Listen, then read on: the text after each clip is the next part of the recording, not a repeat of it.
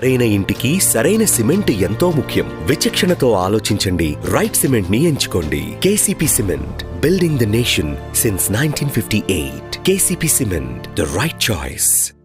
కూటమి ప్రభుత్వం వచ్చిన తర్వాత ఏదైతే డిఎస్సి జరిపారో 18,000 పోస్టులు ఇస్తానని చెప్పి లోకేష్ ఎన్నికల ముందు హామీ ఇచ్చి ఈ పరీక్షలు నిర్వహించాడో, ఈ పరీక్షలు పూర్తిగా అవకతవకలు, పూర్తిగా అవినీతిమయంతో మెరిట్ ఉన్న విద్యార్థులు, మెరిట్ గా ఉన్న టీచర్లకి ఉద్యోగాలు ఇవ్వకుండా దొడ్డిదారిని అమ్ముకునే పరిస్థితి. ఈరోజు ముఖ్యంగా ఒకటే అడుగుతున్నాం మేము వైఎస్ఆర్ కాంగ్రెస్ పార్టీ, అసలు మెరిట్ లిస్టు ఎందుకు మీరు ప్రకటించలేదు? డిఎస్సి మెరిట్ లిస్టు కేవలం కాల్ లెటర్లు పంపించి, ఎస్ఎంఎస్లు మెసేజ్లు పంపించి ఎవరికైతే ఉద్యోగాలు వచ్చాయో వాళ్ళకు మాత్రమే ఇన్ఫర్మేషన్ ఇచ్చి వాళ్ళని జాయిన్ చేసుకునే కార్యక్రమం చేశారు. నేను అడుగుతా ఉన్నాను, చిన్న ఉద్యోగం ఇచ్చిన జగన్మోహన్ రెడ్డి గారి ప్రభుత్వంలో మెరిట్ లిస్ట్ ఇచ్చాం, వారం రోజుల ముందు మెరిట్ లిస్ట్ ఇచ్చాం. అసలు ఈ మెరిట్ లిస్ట్ లేకుండా ఎందుకు ఉద్యోగాలు ఇచ్చారు, ఎలా ప్రకటించారని చెప్పి ఈరోజు వైఎస్ఆర్ కాంగ్రెస్ పార్టీ తరఫున అడుగుతా ఉన్నాం. అదేవిధంగా రెండో విషయం, ఈరోజు స్పోర్ట్స్ కోటాలో దాదాపు 420 ఉద్యోగాలు, ఒక్కొక్క ఉద్యోగాన్ని 15 లక్షల చొప్పున అమ్ముకున్న మాట వాస్తవం కాదా? లోకేష్ గారు అడుగుతా ఉన్నాను. ఈరోజు కేంద్ర ప్రకటించిన స్పోర్ట్స్ కోటాలో ఎలిజిబుల్ అయిన శ్రీకాకుళం జిల్లాకి చెందిన వాసులు స్టేట్ గవర్నమెంట్ కోటాలో లేరు.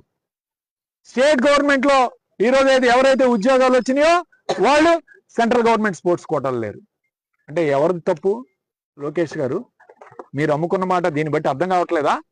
సెంట్రల్ గవర్నమెంట్ ఇచ్చిన స్పోర్ట్స్ కోటాలో ఎలిజిబుల్ అయిన వాళ్ళకి మొన్న డిఎస్సిలో ఉద్యోగాలు రాలేదు. సెంట్రల్ గవర్నమెంట్ లో ఎలిజిబుల్ అయిన వాళ్ళకి స్పోర్ట్స్ కోటాలో, ఈ రాష్ట్రంలో మాత్రం గ్రౌండ్ లో దిగిన వాళ్ళకి కూడా సర్టిఫికెట్లు ఇచ్చారు. అసలు క్రీడా మైదానం అంటే ఏంటో తెలియని వాళ్ళకి ఉద్యోగాలు ఇచ్చారు స్పోర్ట్స్ కోటాలో. ఇది దారుణం కాదా? ఈరోజు మేము ప్రశ్నిస్తే నువ్వు సమాధానం చెప్పకుండా ప్రభుత్వ చీఫ్ సెక్రటరీ చేత ప్రెస్ మీట్ పెట్టిస్తావా? ఇదేమి దారుణమయ్యా? నీకు దమ్ము ధైర్యం లేదా లోకేష్? నువ్వు వచ్చి విలేకరుల ముందు సమాధానం చెప్పాల్సిన బాధ్యత లేదా నీకు? కేవలం ప్రభుత్వ అధికారి, నువ్వేమో ఉద్యోగాలు అమ్ముకోవాలి, ప్రభుత్వ అధికారి ఏమో వచ్చి సమాధానం చెప్పాలా? ఇదేమి దారుణం అని అడుగుతా ఉన్నావు.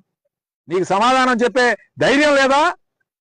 కేవలం డైవర్షన్ పాలిటిక్స్ తో, కేవలం కేసులు పెట్టి మా వాళ్ళని డైవర్షన్ చేసి దీని నుంచి పక్కదారి ఎలా మళ్లించాలని చెప్పి ఒక నేపథ్యంలో ఈ ప్రభుత్వం పనిచేస్తుంది తప్ప, రోజుకో కొత్త కేసు, లిక్కర్ కేసు అయిపోయింది, మాఫియా అయిపోయిందంటే జగన్ పిఏ పాత్ర ఉందని చెప్పి ఈ అంశాన్ని కూడా డైవర్ట్ చేయడానికి ఈరోజు ఈ రాష్ట్రంలో ఎల్లో మీడియాను ఈ ప్రభుత్వం పనిచేస్తుంది.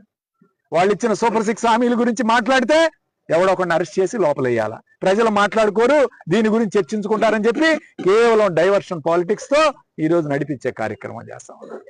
ఇంత దారుణంగా ఈ ప్రభుత్వం పరిపాలిస్తూ ఉంది. మేము ఒకటే డిమాండ్ చేస్తున్నాం, ఈరోజు అన్యాయమైన చదువుకొని ఉద్యోగం, టీచర్ ఉద్యోగం కోసం దాదాపు 10 సంవత్సరాల నుంచి 12 సంవత్సరాలు ఎదురు చూసి మెరిట్ లో రాక ఉద్యోగాలు కోల్పోయిన వాళ్ళకి ఈ ప్రభుత్వం న్యాయం చేయాలి. అయితే మళ్ళీ నెక్స్ట్ 6 నెలల్లో ఇస్తున్నామని చెప్పి ఈ యొక్క ఉద్యోగాలన్నీ అమ్ముకునే కార్యక్రమం చేస్తారా? ఇంత దారుణంగా ఈ ప్రభుత్వం ప్రవర్తిస్తున్న తీరు, ఒక్క హామీ నెరవేర్చలేదు. సూపర్ 6 లో ఉద్యోగాలు ఇవ్వట్లేదు, నిరుద్యోగ భృతి లేదు. ఇవాళ రావాల్సిన వాళ్ళకి ఉద్యోగాలు ఇవ్వకుండా ఉద్యోగాలు అమ్ముకునే కార్యక్రమం చేస్తా ఉన్నారు. కాబట్టి దీని మీద సిబిఐ ఎంక్వైరీ జరగాలి, లేదా రిటైర్డ్ హైకోర్టు జడ్జి చేత ఎంక్వైరీ నడిపించాలి. అంతేగాని ప్రభుత్వంలో ఉన్న అధికారులు సమాధానం చెప్తే సరిపోదు. లోకేష్, ఖచ్చితంగా నువ్వే ముందుకొచ్చి చెప్పాల్సిన బాధ్యత నీది మంత్రిగా. లేదు నీకు చేత కాకపోతే రాజీనామా చేయాలి. ఇది మా యొక్క డిమాండ్ ప్రధానం.